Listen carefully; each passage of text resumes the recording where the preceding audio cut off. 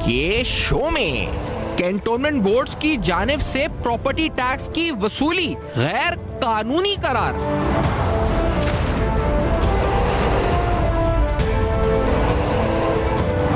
चार माह के खसारे के बाद करंट अकाउंट में $9 मिलियन का सरप्लस।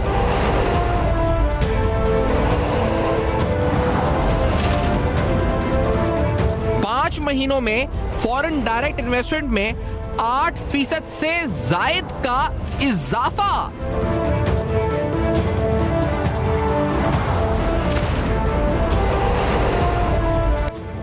अस्सलाम वालेकुम। बस पर्दा हक़ाइक़ सनसनीखेज़ इंकशाफ़ात प्रोग्राम बेनकाब में हूँ आपके साथ सिफ़ान खान।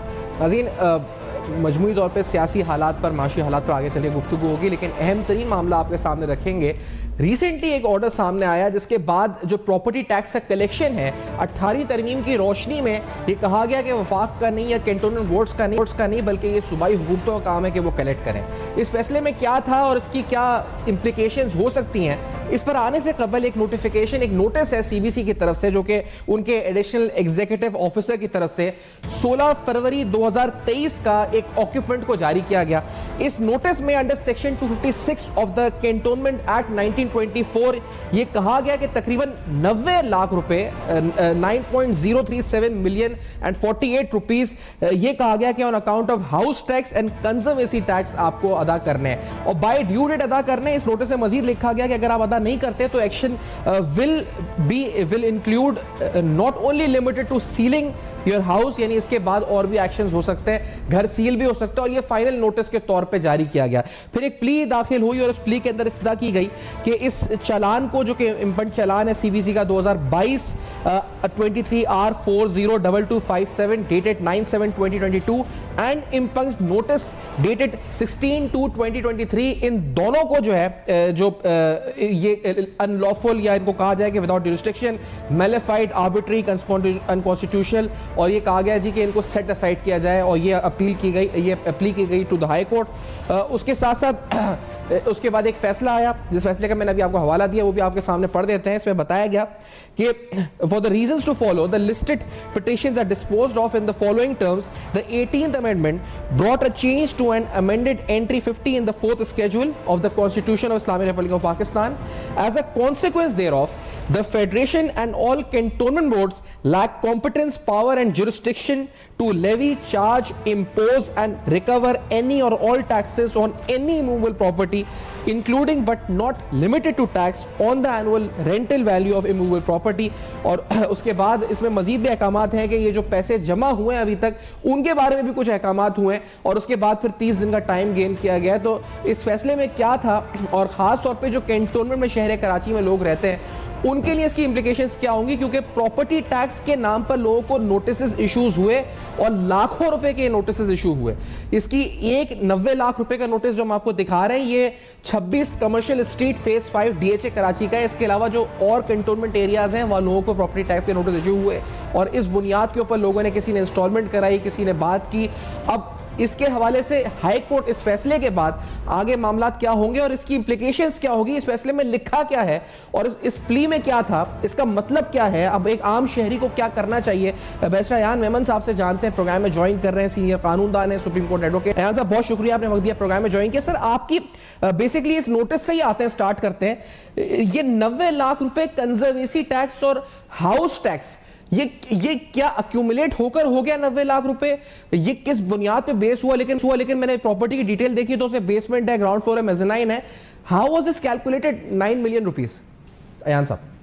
अस्सलामुअलैकुम सफान साहब, ये जो आपके सामने ये नोटिस है, दिस इज ये कमर्शियल बिल्डिंग के रिलेशन में है। जो डीएचए में कमर्शियल बिल्डिंग्स होती हैं 4 फ्लोर वाली, जिसमें अमूमन रेजिडेंस भी होते हैं और कमर्शियल अंडरटेकिंग्स भी होती हैं, ये उससे रिलेटेड है। बट ये जो इशू है हाउस टैक्स का, प्रॉपर्टी टैक्स का, इस पे हो ये रहा है कि कैंटोनमेंट्स पाकिस्तान में, पूरे पाकिस्तान में इंक्लूडिंग कराची में 6 कैंटोनमेंट्स हैं और उसमें जो कैंटोनमेंट बोर्ड क्लिफ्टन भी शामिल है, कैंटोनमेंट बोर्ड फैसल शामिल है और भी कई कैंटोनमेंट शामिल हैं। तो वो क्या करते हैं कि हर साल एक प्रॉपर्टी टैक्स लगाते हैं और वो उनका क्लेम ये होता है कि हमारा जो पावर है वो एक फेडरल लॉ के अंदर से हम डिराइव करते हैं। वो फेडरल लॉ जो है कैंटोनमेंट एक्ट ऑफ 1924 है। अच्छा, अब जो कैंटोनमेंट एक्ट 1924 है वो इनको इजाजत देता है कि आप वो टैक्स लगा सकते हैं। जब ये जिस टाइम पर ये पिटिशंस फाइल हुई तब कानून कुछ और था, और ये कानून जो है अगस्त 2023 के अंदर अमेंड हुआ है, व्हिच मींस के 2 माह पहले कानून अमेंड भी हुआ है। तो पहले कानून ये होता था कि जो म्यूनिसिपैलिटी में अगर कोई टैक्स लगा रही है प्रोविंस, तो वो टैक्स कैंटोनमेंट अडॉप्ट कर सकती है फेडरल गवर्नमेंट के अप्रूवल के बाद। अच्छा, हमने जब ये पिटिशंस फाइल की तो हमने ये डायरेक्ट प्ली भी ली कि कैंटोनमेंट्स को कोई अप्रूवल नहीं मिला हुआ था फेडरल कैबिनेट का कि वो ये टैक्स लगा सकें, और अगर वो ये टैक्स लगा भी रहे हैं तो they can not go beyond the rates of provincial tax. मतलब अगर सिंध हुकूमत ने किसी इलाके में वो टैक्स लगाया है उसके रेट के बियॉन्ड वो नहीं जा सकते। इन प्रैक्टिस जो हो रहा था वो ये हो रहा था कि कैंटोनमेंट बोर्ड्स अपनी खुद कैलकुलेशन कर रहे थे और वो कहते थे कि हम प्रॉपर्टी की एनुअल रेंटल वैल्यू निकालेंगे और उसके ऊपर 4%, 5%, 6% जो हमारी मर्जी है हम वो टैक्स इंपोज कर देंगे।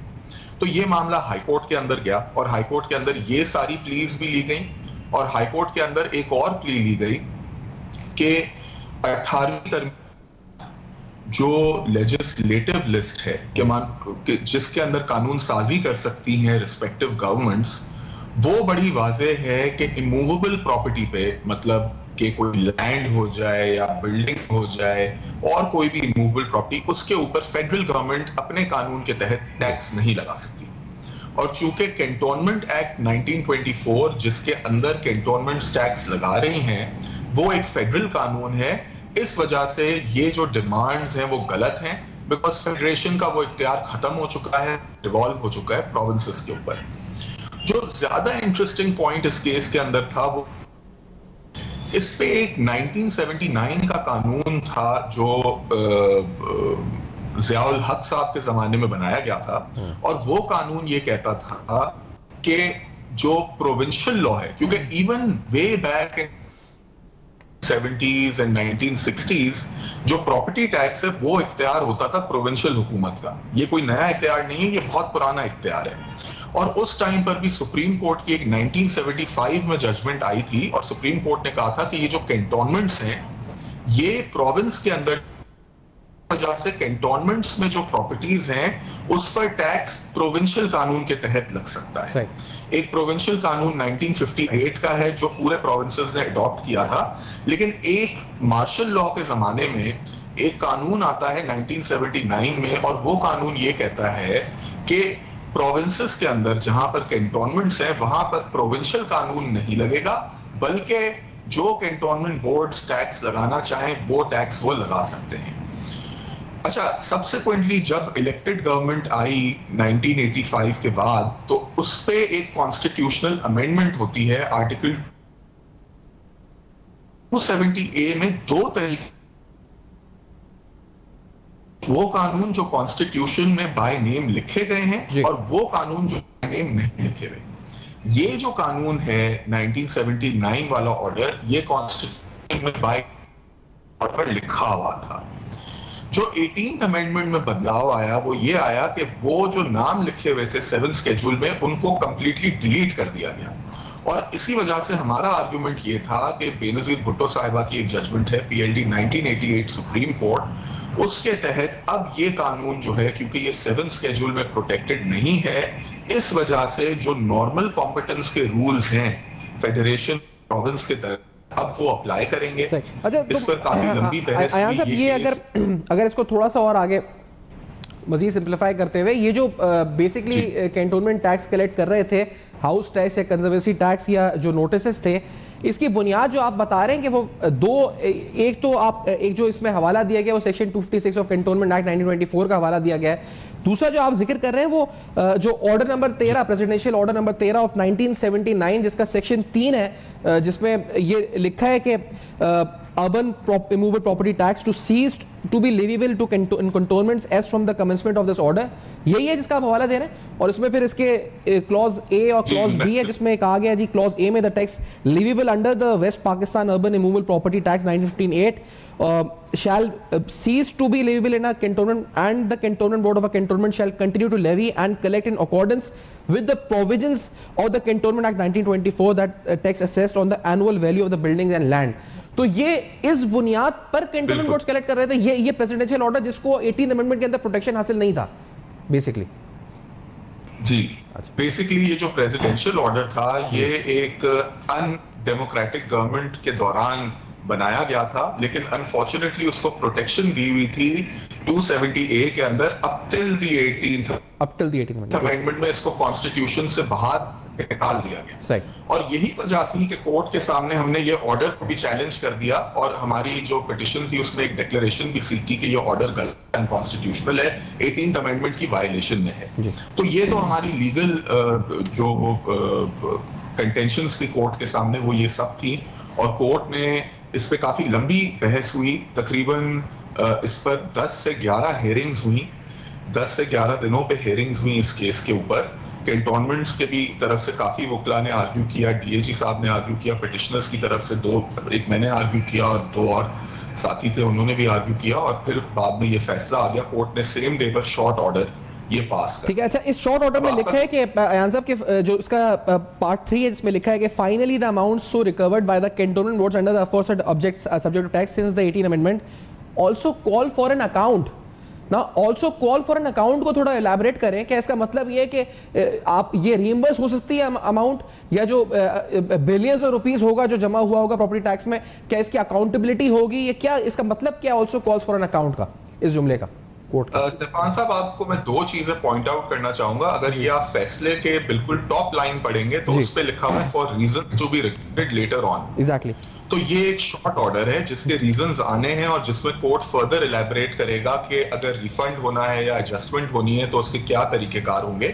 और अगर आप इसका आखिरी पैराग्राफ पढ़ेंगे वो उसमें ज्यादा वजाहत हो जाती है, क्योंकि कोर्ट ने तो कहा कि कॉल फॉर एन अकाउंट। जब ये ऑर्डर डिक्टेट हुआ तो कैंटोनमेंट्स के वकला ने इसको इंटरप्रेट किया कि दिस मीन्स कि उनको फौरन ही पैसे रिफंड करने पड़ेंगे, तो उन्होंने रिक्वेस्ट की कि सर इसको आप कुछ टाइम के लिए रिफंड को। फरोग नसीम साहब का नाम लिखा हुआ है कि उन्होंने कहा कि learned counsel appearing for some of the cantonment boards, और फिर उन्होंने आर्ग्यू किया। तो उसके बाद फिर क्या हुआ जो फरोग नसीम साहब और दीगर वकला ने किया आर्ग्यू? तो देखिए, उन्होंने तो आर्ग्यू कर लिया था, उन लोगों ने तकरीबन 3-4 दिन केस आर्ग्यू किया था रिस्पोंडेंट्स की तरफ से। ये अब कोर्ट बयान कर रही है कि जब ये शॉर्ट ऑर्डर कोर्ट में, ओपन कोर्ट में पास हो गया, तो उसके बाद एक जनरल प्रैक्टिस होती है कि जहां पे बहुत ज्यादा रेवेन्यू का इशू हो तो नॉर्मली गवर्नमेंट या इवन प्राइवेट पार्टीज रिक्वेस्ट करती हैं कि आप इस फैसले को सस्पेंड कर दें for a period of 3 weeks और 4 वीक्स, जब तक हम सुप्रीम कोर्ट अप्रोच कर सकें।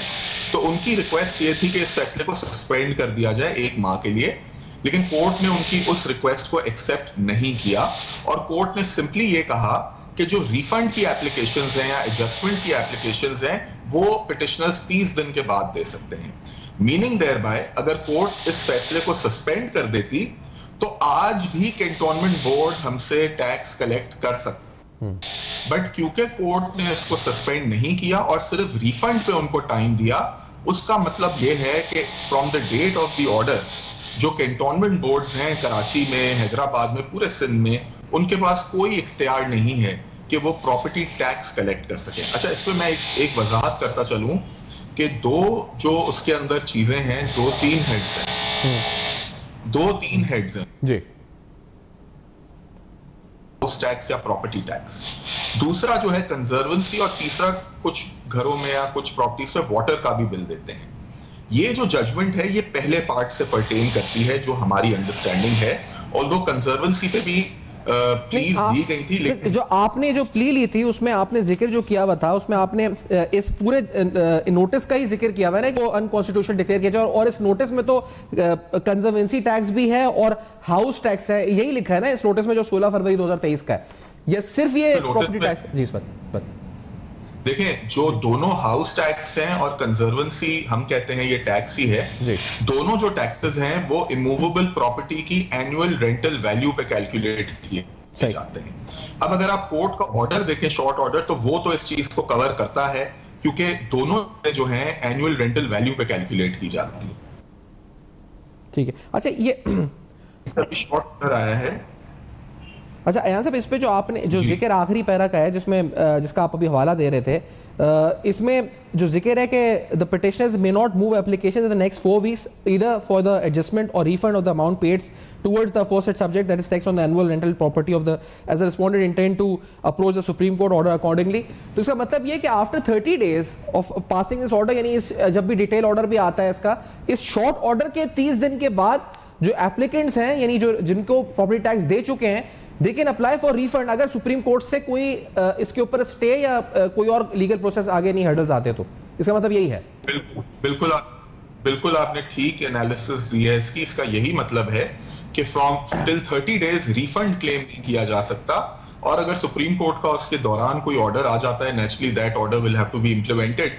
बट जो इंपॉर्टेंट बात है वो ये है कि 30 दिन का period does not relate to imposition of tax. मतलब कैंटोनमेंट टैक्स कलेक्ट कर नहीं सकती इस 30 दिन के दौरान भी। जो फर्स्ट और सेकंड पार्ट है इस ऑर्डर का वो तो अप्लाई करेगा, कोर्ट ने उसको सस्पेंड नहीं किया। तो आज जिस दिन से ये ऑर्डर पास हुआ है, जो हाउस टैक्स है, प्रॉपर्टी टैक्स है या कोई भी टैक्स है on annual rental value of buildings, उस पर कैंटोनमेंट नहीं कर सकती। और अगर आप इसका पहला क्लॉज देखेंगे, कोर्ट ने अपने आप को सिर्फ एआरवी वाले टैक्स पर महदूद नहीं किया। कोर्ट ने बोला है कोई भी टैक्स इमूवेबल प्रॉपर्टी पर, कोई भी टैक्स इमूवेबल प्रॉपर्टी पर कैंटोनमेंट बोर्ड्स नहीं लगा सकते। ये देखें, इसमें बड़ा वाज़े है। अच्छा, मैं आपको एक इस पे क्लैरिटी देता चलूं। जो प्रोविंशियल लॉ है जिसका हवाला बी में दिया हुआ है, प्रोविंशियल लॉ भी एग्जिस्ट करता है। ये 19 west urban immovable property act होता था 1958 का, जो सिंध में भी अडॉप्ट किया गया है।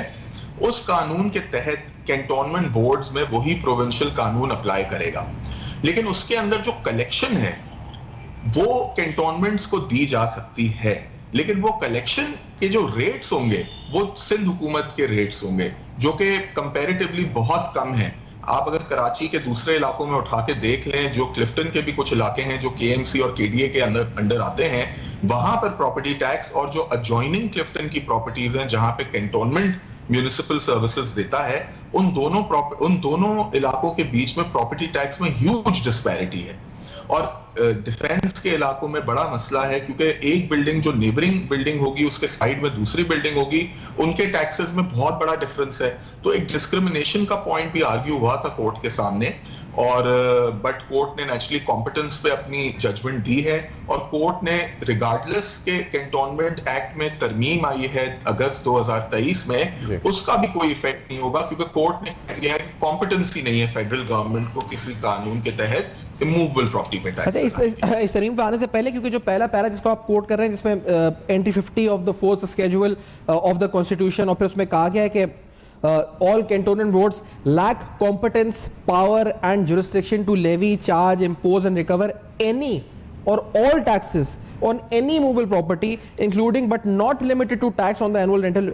तो इसका मतलब water tax, conservancy tax, property tax, कौन कौन से टैक्सेस पे कैंटोनमेंट बोर्ड क्या कोई भी टैक्स कलेक्ट नहीं कर सकेगी आफ्टर दिस ऑर्डर? सर, जहां पे कोर्ट ये डिक्लेयर करती है कि ये टैक्स इमूवेबल प्रॉपर्टी पे है, तो वो प्रोविंशियल डोमेन बन जाता है। और कोर्ट का जो शॉर्ट ऑर्डर है वो तो काफी वाइड है, और बट जो लेवी इंप्यून हुई थी कोर्ट के सामने, वो प्रॉपर्टी टैक्स आई हाउस टैक्स। अयान साहब से राब्ता मुनक़ता हुआ है, अयान मेमन साहब से गुफ्तगू हो रही है। जो प्ली ली गई थी, इस प्ली में हमने देखा था कि कहा गया था कि despite cantonments urban immovable property tax and entertainment duty 19 order 1979, इसको कहा गया था कि आर्टिकल 9, 10A, 18, 24, 25 के तहत ये कहा जाए, इसको सेट असाइड किया जाए। ये कहा गया था, declare that under section 60 of the cantonment act 1924 the cantonment urban immovable property tax and entertainment duty order 1979 or presidential order 13 of 1979 does not allow the respondent to impose an independent tax on property which is sought to be imposed through the impunch challan or calculation thereof। जी अयान साहब, क्या कोई भी tax अब cantonment board नहीं लागू कर सकेंगे, यानी इंक्लूडिंग जो भी टैक्स ताल्लुक रखता है इमूवेबल प्रॉपर्टी से, उससे मुतालिक अब उनका इख्तियार नहीं होगा, ये मतलब है इस बात का?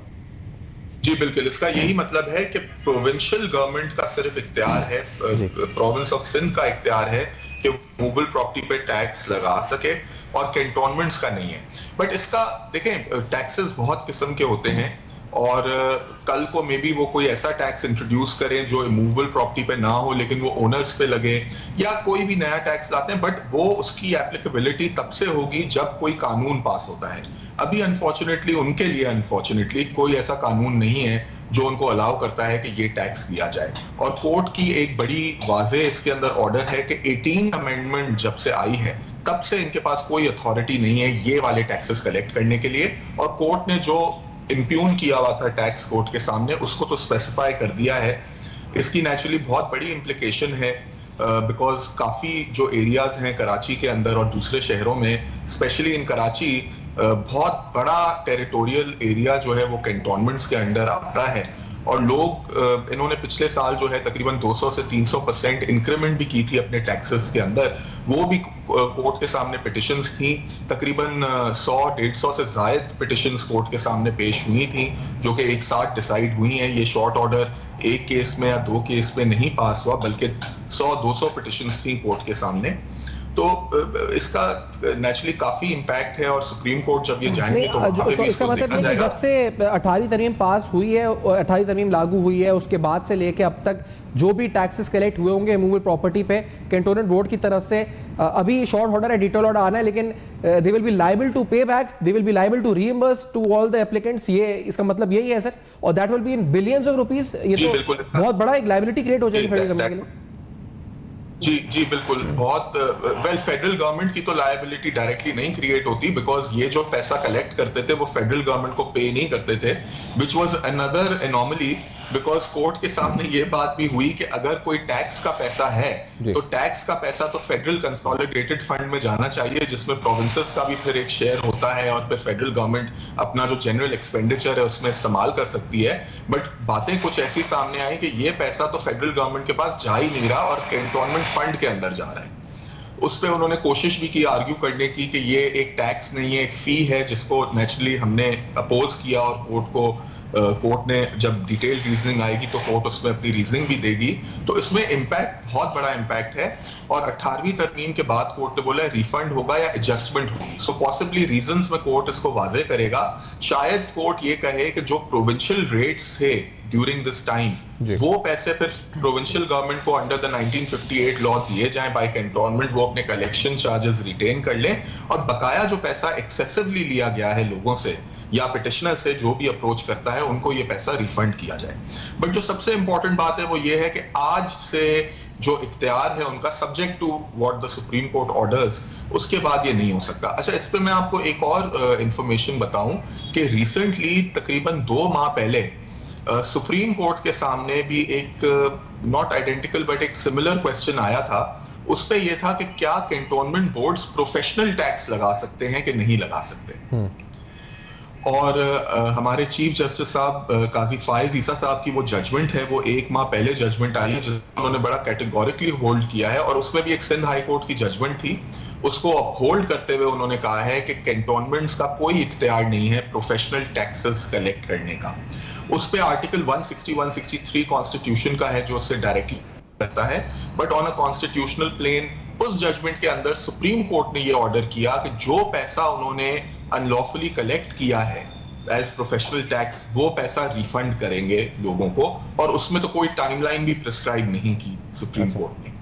तो देखिए ये रिफंड के ऑर्डर्स होते रहते हैं। अभी कैंटोनमेंट के खिलाफ तकरीबन 2 माह पहले ये ऑर्डर हुआ है। और इसमें सर आपकी जो प्ली थी, पिटीशन थी, इसमें अयान साहब, इसमें ये तो था कि चले ये फाइनल नोटिस था और ये इसमें जिक्र हैरेसमेंट का भी था। और मैंने ये पढ़ा इसमें एक जगह यहाँ पर आपने ये भी लिखा था कि एक चेक ले लिया गया आपके एप्लीकेंट से और उसके बाद फिर कहा गया कि नहीं ये साइन का कोई मसला है, तो आप दोबारा फिर उसने पे ऑर्डर बनवाया और कुछ अमाउंट का चेक जमा कराया, तो जो पुराना चेक था वो वापस भी नहीं किया गया। और फिर ये जो हैरेसमेंट वाला एंगल था इस पर इस शॉर्ट ऑर्डर में तो कोई एड्रेस नहीं किया गया जहां तक मैंने पढ़ा है। और ये क्या एक ही आदमी फेस कर रहा था जो आपके एप्लीकेंट हैं या दिलशाद या जो भी, और उसके अलावा और भी हैं ऐसे जो केसेस हैं जो कैंटोनमेंट के आगे हैरेस हुए? क्या ये मामला कोर्ट में फैसले में आया कहीं? देखिए फैसला तो अभी ये शॉर्ट ऑर्डर है, फुल रीजंस आने हैं। अमूमन जो कोर्ट की प्रैक्टिस है वो ये होती है कि जब 150-200 पिटिशंस कोर्ट के सामने होती हैं तो वो जो कॉमन लीगल पॉइंट होता है उन केसेस के अंदर कोर्ट उसको डिसाइड करती है। जो इंडिविजुअल फैक्ट्स एंड उस पर कोर्ट इतना नहीं जाती है। अगर कोर्ट ने ये डिक्लेरेशन दे दिया कि उनके पास कोई कॉम्पिटेंस या अथॉरिटी नहीं है टू कलेक्ट दिस टैक्स और रिफंड का ऑर्डर कर दिया, तो ये हरासमेंट इशू और anything else becomes a moot question, right? क्योंकि वो तो बेसिकली जब आप अपना कॉज ऑफ एक्शन कोर्ट को दिखा रहे होते हैं कि क्यों मैं अग्रीव्ड होकर कोर्ट के सामने आया हूं, नेचुरली एक ले आदमी को तो नहीं पता कि 18वीं तरमीम का जो है इफेक्ट क्या होता है, तो वो तो अपनी जो उसने बयानिया किया है उसके अंदर कि मैं ऑलरेडी टैक्स कर चुका था कोर्ट के ऑर्डर के तहत, अब जो है वो फिर से कलेक्ट करने आ गए मुझसे, तो वो उसने एक अपनी जो ट्रीटमेंट मीट आउट हुई उसको डिफाइन किया है। बट वो ऐसी चीजें नहीं है जो कोर्ट लीगल इशू नहीं है, ये एक फैक्चुअल इशू होता है, कोर्ट लीगल इश्यूज डिसाइड करती है रिट पिटीशंस के अंदर। ठीक है, और ये भी जो आपने कैंटोनमेंट एक्ट 1924 का हवाला दिया, आपने कहा कि इसमें अमेंडमेंट्स चेंजेस हुए लेकिन इसको भी अभी इतना ज़्यादा इम्पैक्ट नहीं आया। इसमें जिसका हवाला दिया गया सेक्शन 256 और फिर आपने जो पिटिशन में जो एक हवाला दिया हुआ section 60 of the cantonment act 1924 जिसमें general power of taxation defined है, तो सर ये तमाम जो लीगल ये तमाम चीज़ें सेट असाइड हो गई हैं, यानी आपको लगता है कि it will be upheld by the supreme court also this decision? देखिए जी, I believe that we have a excellent case और टैक्स ऑन इमूवेबल प्रॉपर्टी बड़ा वाजे है कॉन्स्टिट्यूशन में कि प्रोविंशियल गवर्नमेंट सिर्फ लगा सकती है। इस पर एक रिसेंटली कुछ और जजमेंट्स आई थी बट वो they did not deal with provincial territory, तो ये तो बड़ा क्लियर है कानून कि प्रोविंशियल टेरिटरी के अंदर जो है सिर्फ प्रोविंस ही टैक्स लगा सकता है इमूवेबल प्रॉपर्टी पे। It is a settled proposition और ये अब और वाजे हो गई है इस जजमेंट के मुताबिक। कोर्ट ने एक बड़ा लैंडमार्क फैसला दिया है और नेचुरली जब भी वो अपील करेंगे तो इस पे जो वकला होंगे उस टाइम पे सुप्रीम कोर्ट में अगर हम इंगेज होंगे या कोई और होंगे तो वो इस पॉइंट को डिफेंड भी करेंगे। तो लेट्स सी उसमें क्या होता है, बट फैसला ये बहुत अच्छा फैसला है, बहुत वेलकम चेंज है, ट्रांसपेरेंसी और ये सारी चीजें इसके अंदर बहुत वाजे हो रही हैं और कोर्ट ने बड़ा काफी लंबी सुनवाई करके और दोनों साइड्स की पूरी प्लीज सुनकर सेक्शन 60 की इंटरप्रिटेशन और सारे जो इवन जो नया कानून आया है उसको देखते हुए ये दिया है। मैं इसको क्लैरिफाई करता चलूं क्योंकि कोर्ट ने कॉम्पिटेंस की बात कर दी है, कॉन्स्टिट्यूशनल कॉम्पिटेंस की, तो वो इक्वली नई अमेंडमेंट्स पर भी अप्लाई करता है।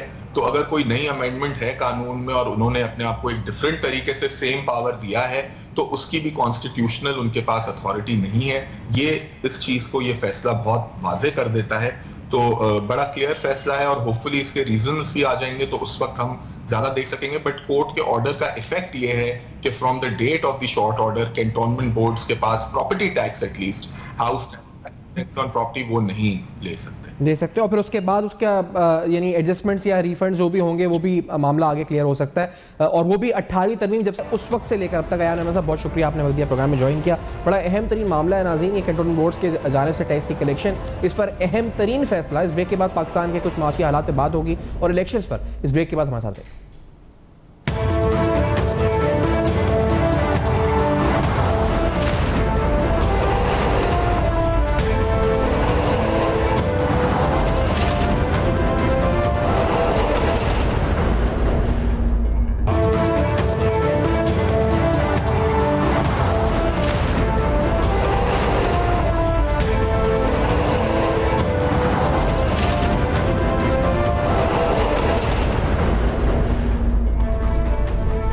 वेलकम बैक, आप देख रहे हैं बेनकाब और बेनकाब में अहम तरीन सवालात। हमने अभी प्रॉपर्टी टैक्स, उस पर आईनी कानूनी मामलात, सिंध हाई कोर्ट का हालिया फैसला और उसकी इम्प्लिकेशन से बात करी। बात टैक्सेस की हो रही है तो पाकिस्तान की मईशत का देरीना मसला भी टैक्सेस रहा है, टैक्स कलेक्शन रहा है और इस पर हमें आलमी मालियाती इदारे बार बार तनकीद का निशाना बनाते रहे हैं। ऐसे वक्त में जब मुख्तलिफ सियासी जमातें अपने मैनिफेस्टोज दे रही हैं और आने वाले इलेक्शंस इंतहाई करीब हैं, तो बड़ा अहम सवाल यह है कि पाकिस्तान के इस देरीना मसले का हल क्या ये जमातें निकाल सकेंगी या दे सकेंगी। खास तौर पे पाकिस्तान की मईशत को डिजिटलाइज करना या पाकिस्तान में छोटे दुकानदार को या अनडॉक्यूमेंटेड इकोनॉमी को टैक्स नेट में लाना या फिर वो रूरल इकोनॉमी जो बेसिकली एग्रीकल्चर बेस्ड है उसको टैक्स नेट पे लाना, जिसका हजम पाकिस्तान की मईशत में तो बहुत ज्यादा है लेकिन टैक्सेस में हजम इंतहाई कम है। IMF के MD की तरफ से एक रीसेंट इंटरव्यू के अंदर भी पाकिस्तान के इस अहम तरीन मसला या जब जड़ करार दिया गया था इस मसले को, वो क्या मसला था, जरा सुनते हैं उन्हीं की जबानी पहले। Negotiations are ongoing. How close are you to an agreement? Close. How close? What is key? I expect an agreement of the review to come within this week. So any day now.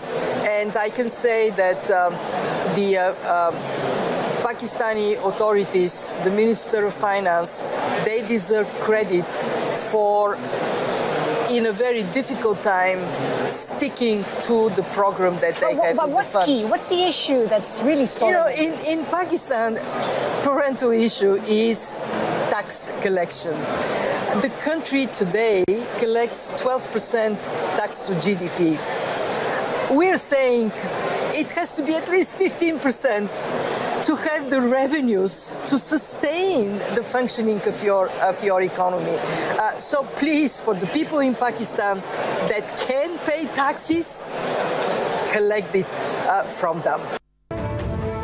एक recent article के अंदर agriculture sector के बारे में कहा गया कि agriculture accounts for about 1/5 of Pakistan's $350 billion economy. If the sector was contributing its fair share, a fifth of the current year's tax collection, that is 9,415 billion, would be coming from farm output. तो यानी एक पांचवा हिस्सा जो है, 1/5 हिस्सा जो है, वो अगर सही तरह कंट्रीब्यूशन होता है एग्रीकल्चर का तो वो यहाँ से आ रहा होता. और इसी तरह रिटेल के हवाले से ताज़ा तरीन खबर यही थी कि 15 जनवरी 2024 से एक और प्लान की बात हो रही है जिसमें कहा जा रहा है कि आपके छोटे दुकानदार, medical practitioners, franchise owners, hospitals, education institutions, health clubs, saloons, marriage halls, boutiques, tailoring shops, designers, interior designer, event managers, legal practitioners, travel agents, restaurants, T houses, पकवान सेंटर्स, इन सबको भी नेट में लाने के लिए फिर हुकूमत कोशिश कर रही है, केयर टेकर गवर्नमेंट. और 15 जनवरी 2024 से ये प्लान नाफिज हो सकता है. डॉक्टर खाकान नजीब साहब, साबिक मुशीर वज़ारत खजाना के प्रोग्राम में साथ मौजूद है. डॉक्टर खुशामदीद प्रोग्राम में.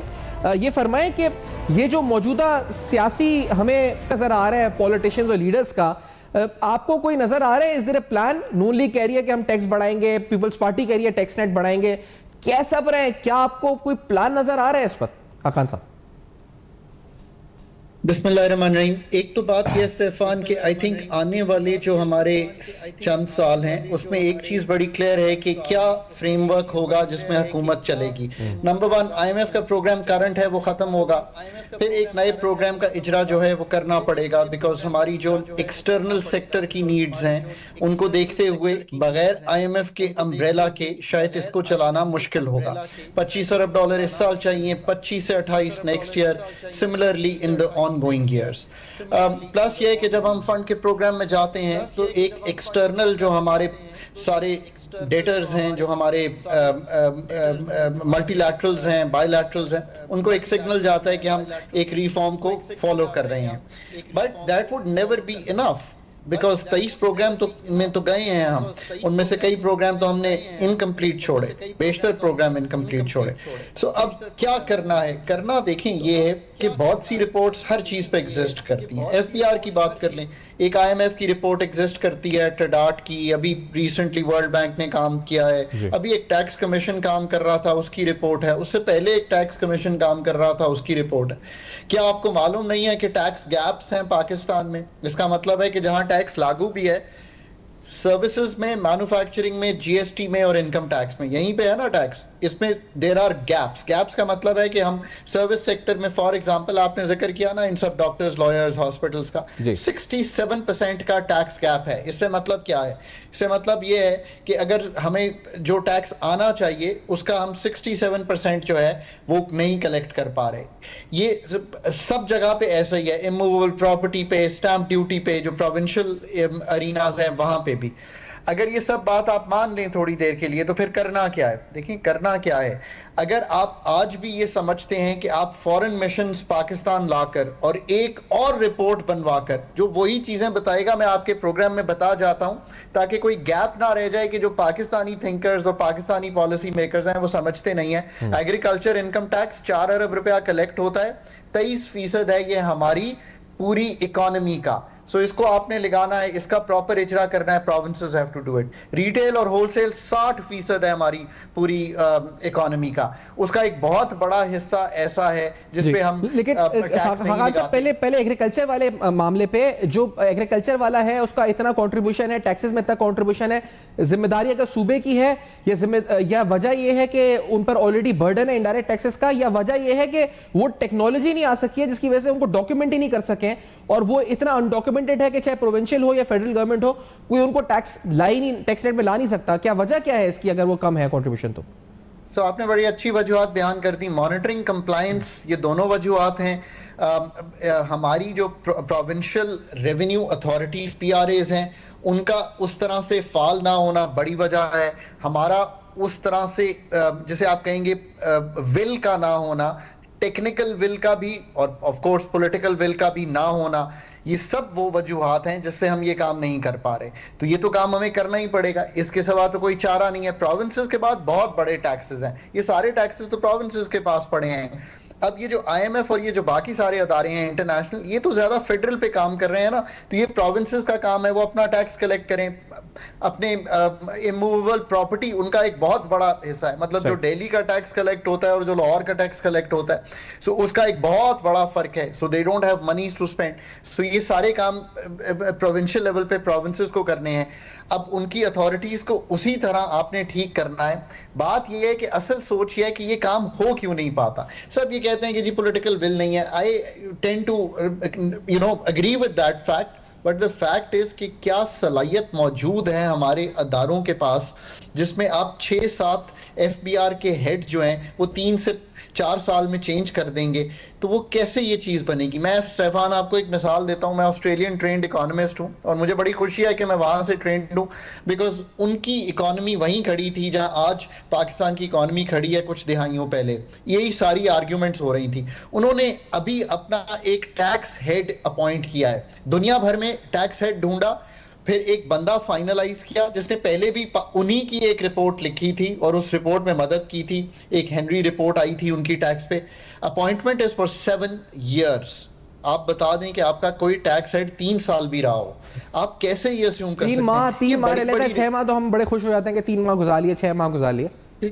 ठीक है Saifan, we have to give you time ना to prove that you are a good anchor.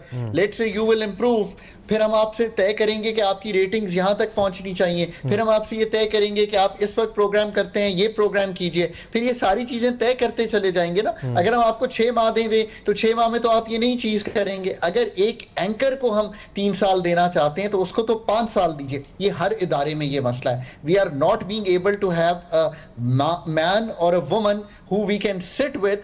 Parliament का काम है कि उससे निगोशिएट करे कि क्या टर्म्स ऑफ एंगेजमेंट होंगे।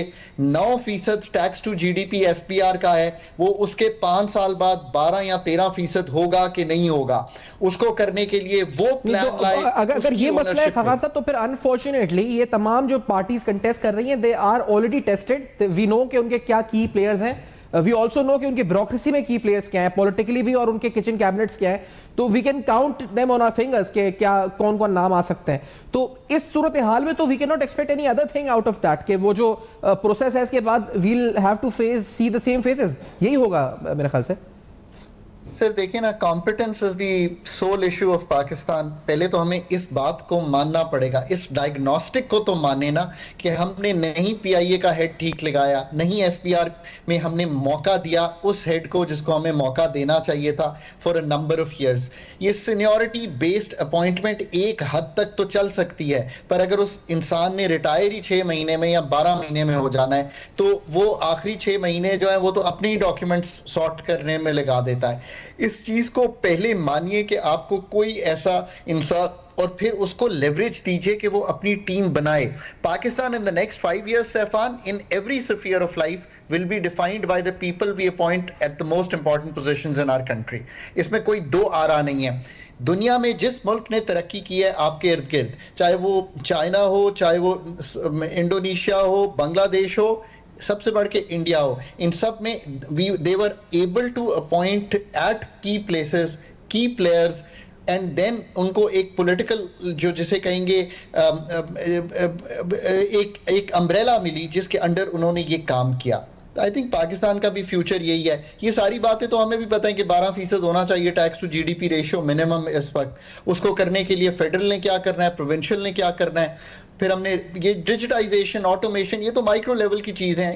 ये भी हमें सब मालूम है। पाकिस्तानी रिपोर्ट्स भी हैं, इंटरनेशनल भी हैं। मैं कई रिपोर्ट्स आपके सामने लिख देता हूं। मैंने कई पर्चे इस पे लिखे हैं, न्यूज अखबार में मेरे पर्चे ले लीजिए। मेरी बेगम एक टैक्स की एक्सपर्ट है, दुनिया भर को एडवाइस करती है। उसका ट्रिब्यून में एक आर्टिकल है, उसमें सारा कुछ एक्सप्लेन हुआ है। उसकी कई रिपोर्ट्स हैं जिसमें सारा कुछ एक्सप्लेन हुआ है। Bring the people who will get this job done.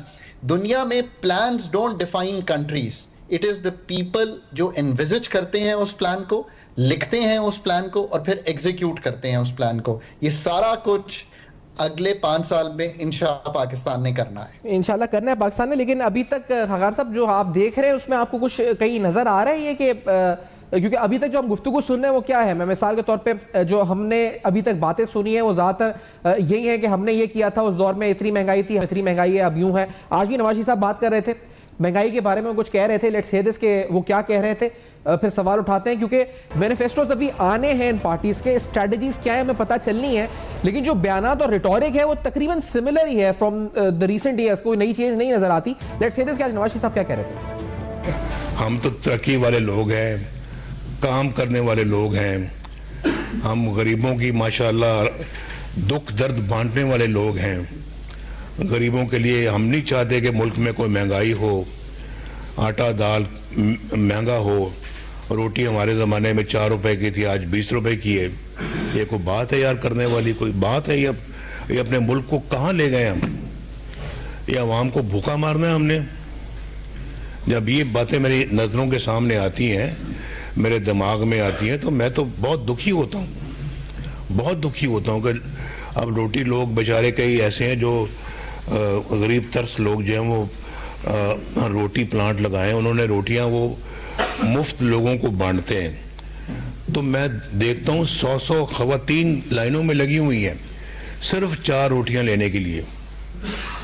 ये हमने अपने मुल्क का हाल कर दिया है।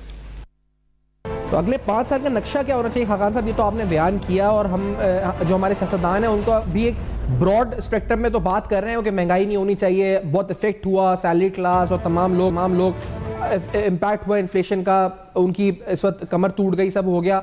लेकिन वेयर इज द स्ट्रैटेजी और वेयर इज द टीम, और क्या प्लान है? और ये तकरीबन across the board political spectrum, मुझे एक जमात कह रही है कि हम 300 यूनिट तक बिजली फ्री दे देंगे अगर आप हमें इलेक्ट कर दें, और एक यानी इस तरह की बातें तो आ रही हैं, but there is no plan right now जो हमें नजर आ रहा है पार्टी की तरफ से। खान साहब देखिए ना, बहुत ही क्लियरली पहले तो ये प्लान लिखना पड़ेगा कि जो IMF के साथ एग्रीमेंट होना है उसके क्या हद्दो खाल होंगे। सही।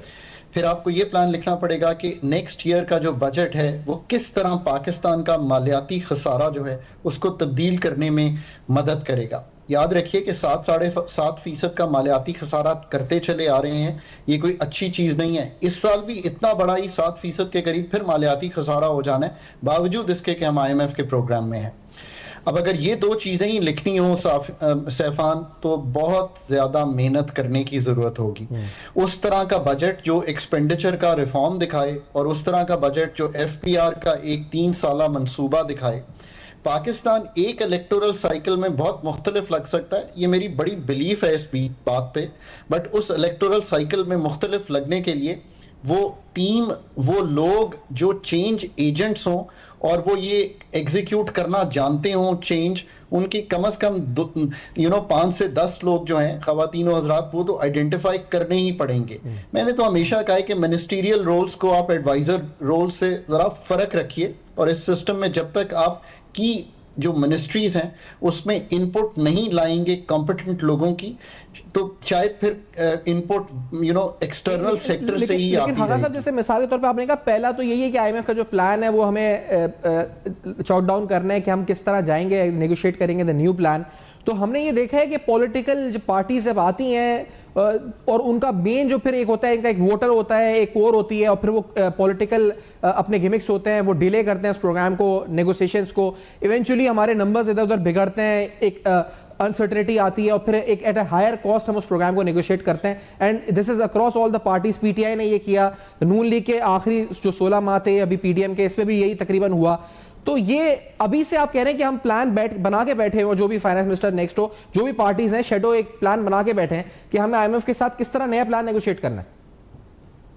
एब्सोल्युटली, आई मीन, और वो स्ट्रक्चरल होना चाहिए नेचर, और आपका लिखा हुआ होना चाहिए। आप खुद लिख सकते हैं ये 13-16 का एक ही प्रोग्राम पाकिस्तान ने कंप्लीट किया। तो जो डॉक्यूमेंट है आईएमएफ के साथ जब हम लिखा करते थे तो बहुत सा ज्यादा डॉक्यूमेंट, उसका जो बहुत बड़ा पार्ट था वो हम फाइनेंस मिनिस्ट्री में बैठ के ही लिख लिया करते थे।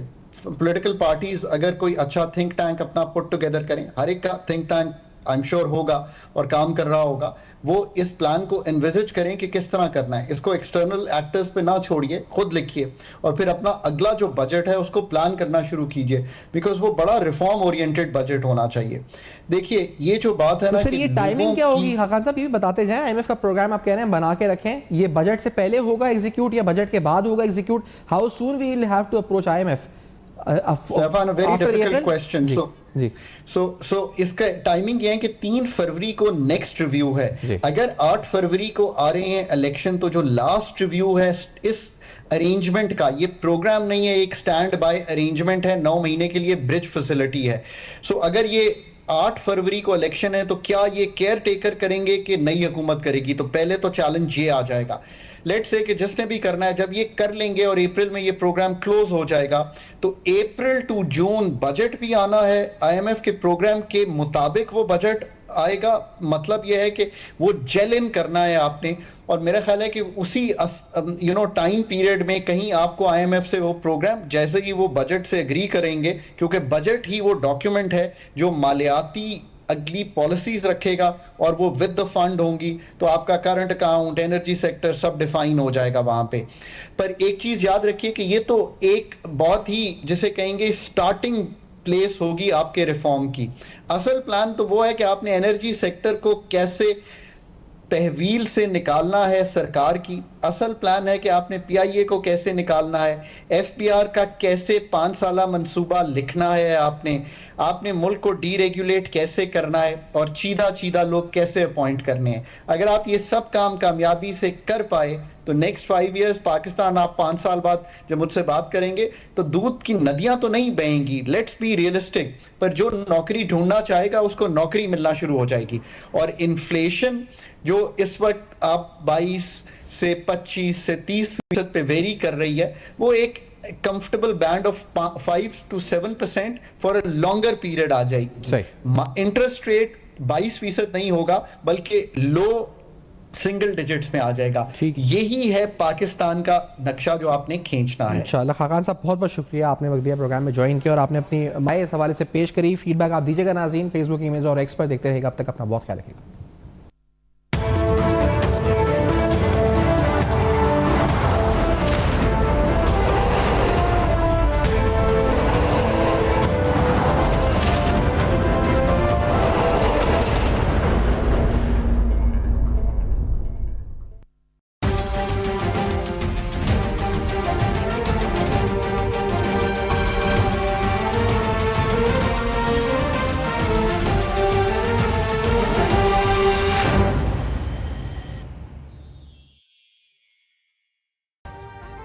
अभी सब्सक्राइब करें ताकि कोई खबर रह न जाए।